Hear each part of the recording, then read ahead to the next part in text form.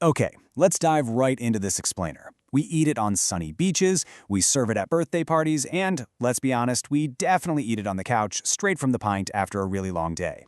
But the history of ice cream, it is not just some sweet, simple story of sugar and cream. It's actually this epic, dramatic saga spanning thousands of years. We're talking fiercely guarded royal secrets, stolen recipes, brilliant chemistry, and, as you'll see, even deadly consequences. Today, we're unpacking exactly how this everyday luxury completely conquered the globe. To start, imagine it's 1858. You're in the sweltering, brutal heat of a Chicago summer. The heat is literally so intense that the street pavement is softening, horses are collapsing, the river is just choking with green algae. People are absolutely desperate for any kind of relief, so they turn to cheap ice cream, which is being sold on practically every street corner.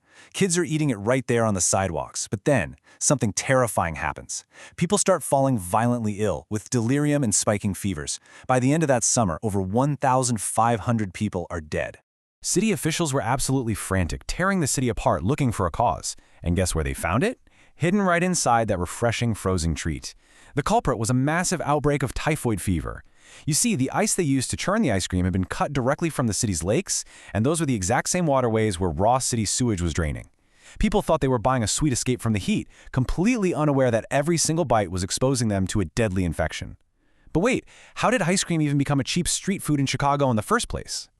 Section 1. Ancient Secrets and Royal Luxury.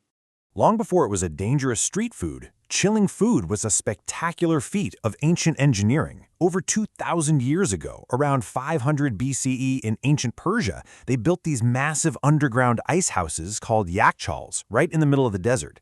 They stored winter ice there just to make faloodeh, which was this amazing frozen dessert made of starch noodles and rosewater. Over in Rome, Emperor Nero actually had servants sprint up mountains to bring fresh snow back down to his palace to mix with honey.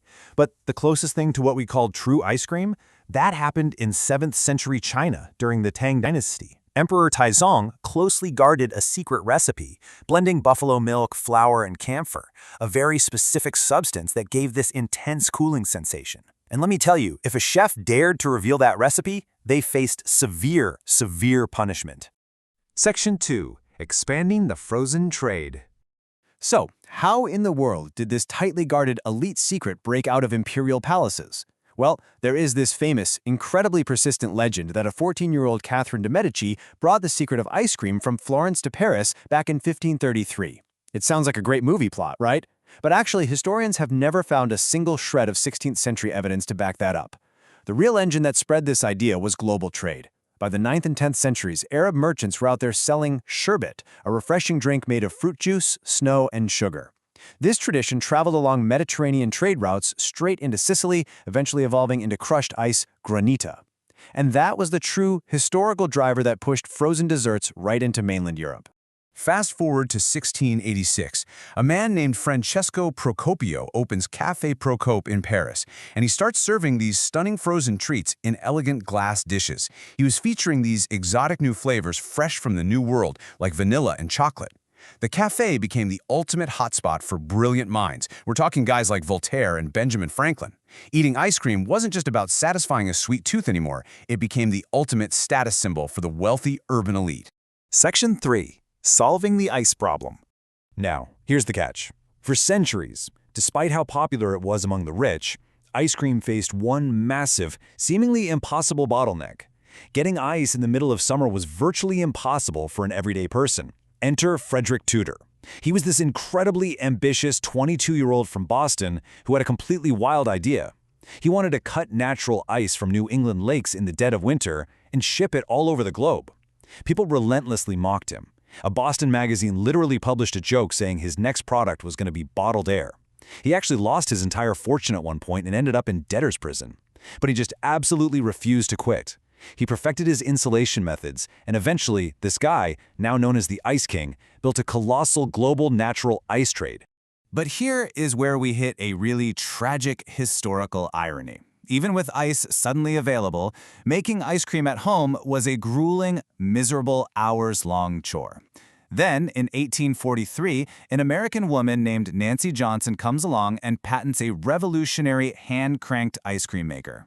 It was brilliant, but shortly after inventing it, she sold the rights to her world-changing machine for just $200. Yeah, just $200. Johnson never saw the immense commercial wealth that her machine generated, but her grasp of mechanical chemistry was absolutely genius. She figured out that by packing the outer container with a mix of ice and salt, she could lower the freezing point, making the whole environment dramatically colder.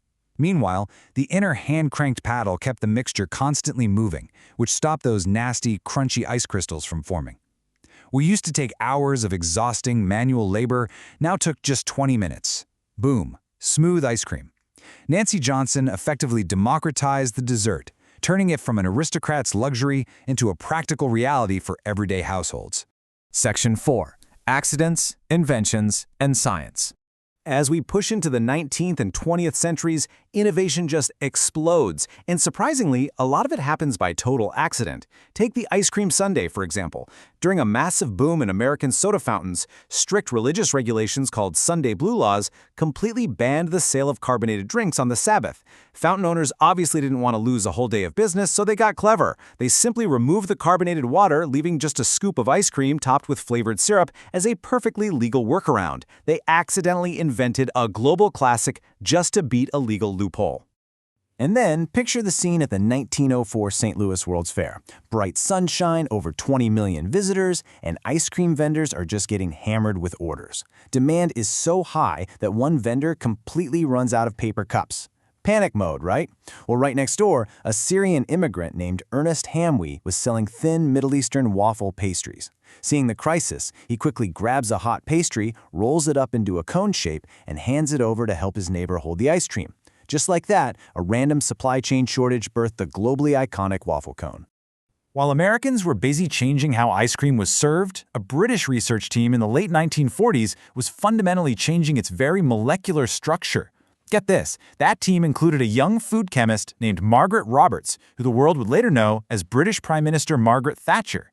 They discovered that if you pump extra air into the mixture while it's churning, you create a much softer texture and significantly reduce the cost of ingredients. This scientific breakthrough birthed the highly efficient, airy soft-serve ice cream that we see in practically every fast food joint today. Meanwhile, on the other side of the Iron Curtain, the Soviet Union took a totally different approach. Back in the 1930s, a Soviet official named Anastas Mikoyan actually toured American factories, took notes, and returned to build a massive state-run ice cream industry. But they enforced incredibly strict state standards for their classic plombier ice cream.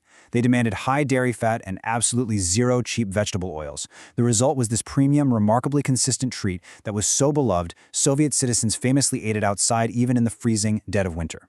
Section 5. A 200 billion industry. So here we are today, and the days of hauling blocks of ice from frozen lakes are long, long gone. Local traditions have exploded into massive global commodities. Vanilla, which was born out of those ancient global trade routes, is universally the world's most popular flavor.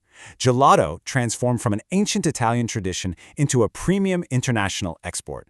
And Japanese mochi, that amazing ice cream wrapped in sweet rice dough, has gone from a regional specialty to an absolute international sensation. And the crazy part is, the industry never stops adapting. Right now, we're seeing this massive surge in plant-based and lactose-free options using oat and coconut milk.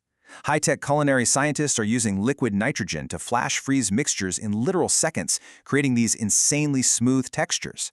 Manufacturers are even pushing the boundaries of health, packing ice creams with probiotics and functional ingredients. They're actually attempting to make our favorite dessert good for us. All of this relentless innovation fuels a pretty staggering reality. The modern annual global ice cream market is now worth roughly $200 billion a year. $200 billion. Just let that sink in for a second. A product that was once a closely guarded life-or-death secret of ancient emperors, and that accidentally caused deadly typhoid outbreaks in Chicago, is now an industry whose financial scale literally rivals the total GDP of entire nations. It really makes you think, doesn't it? As we've seen throughout this explainer, the history of ice cream wasn't just one single aha moment or one invention. It's this massive, complicated web of ancient rulers, ambitious merchants, tragic mistakes, and brilliant inventors all pushing the boundaries of what was possible in their era. So next time you're holding a perfectly crafted ice cream cone, take a brief moment to appreciate the thousands of years of human ingenuity resting right there in your hand. From a deadly hazard and an emperor's hidden secret to a $200 billion global staple, what everyday luxury do you think humanity will conquer next? Keep learning, stay curious, and I'll see you next time.